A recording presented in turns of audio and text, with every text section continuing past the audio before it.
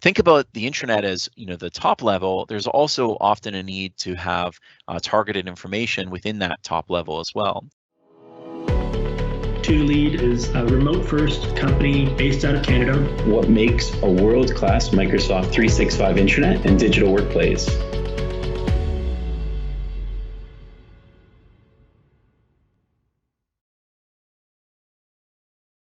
If you think of that intranet homepage, it's really important to use capabilities like audience targeting to make sure that new employees, especially if we talk about onboarding, new employees, that they see specific information just for them.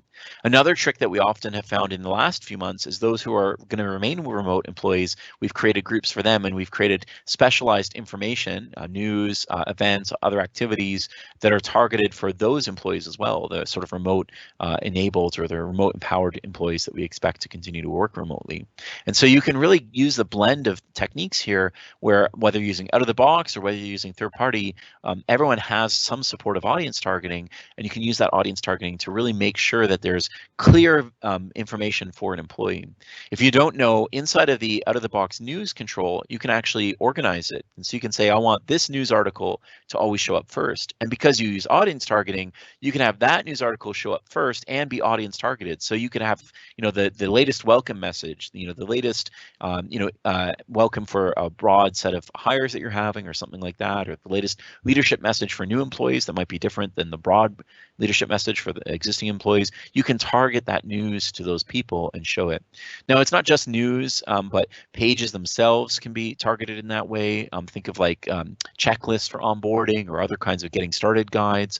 You can do that for documents. So think of lots of training materials and other resources that are very specific to new employees. Especially if they're changing roles, you can even target it that way. And then you can even get into scenarios, like I said, where events is a really great popular one, where you can have, a lot of pre-planned events, virtual events especially are important here that people can take part in. And then navigation is another one that I see few organizations take advantage of, but those that do, they really reap some interesting rewards. So if you think of your global navigation or your header navigation within your intranet, a lot of times we don't really use audience targeting as effectively as we could.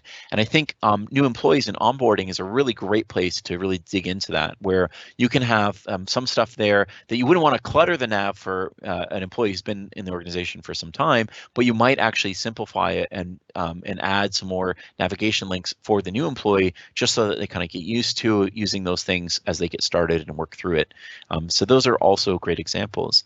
This isn't limited to what's been available within our intranets or digital workplace for a while. Even new capabilities like the new dashboard experience that's coming out in June for your organization inside of Viva Connections, that dashboard experience also supports audience targeting.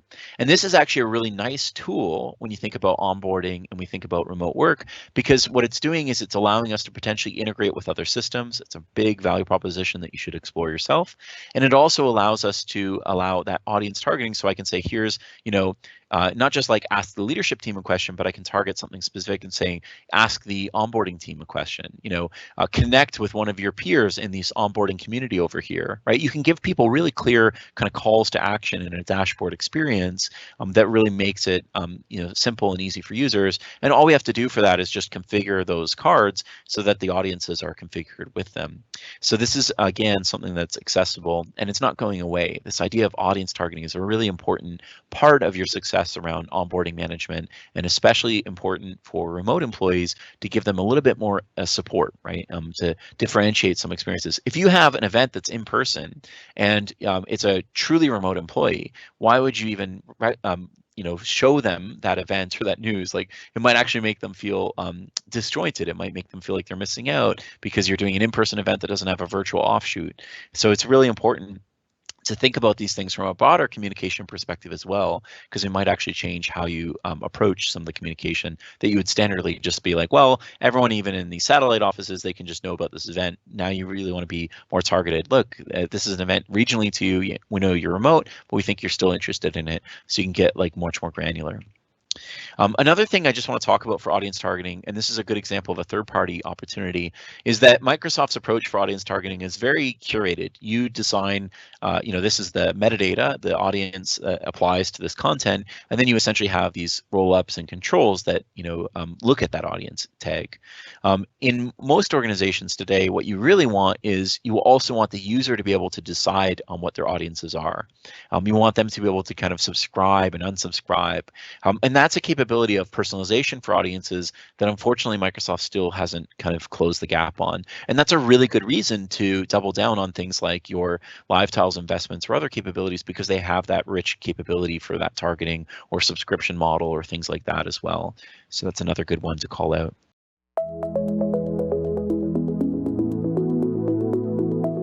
We provide services in Microsoft 365, everything related to SharePoint, extranets, intranets, things like that. We have Nielsen Norman award winners on our team. So a lot of that is a little bit of what we'll discuss today. So like making sense of it, organizing it, optimizing it, templating it, doing things like that, especially building on it as a platform. If you have questions on any of these topics, please feel free to reach out. I'm super friendly and I want this to be the start of the conversation.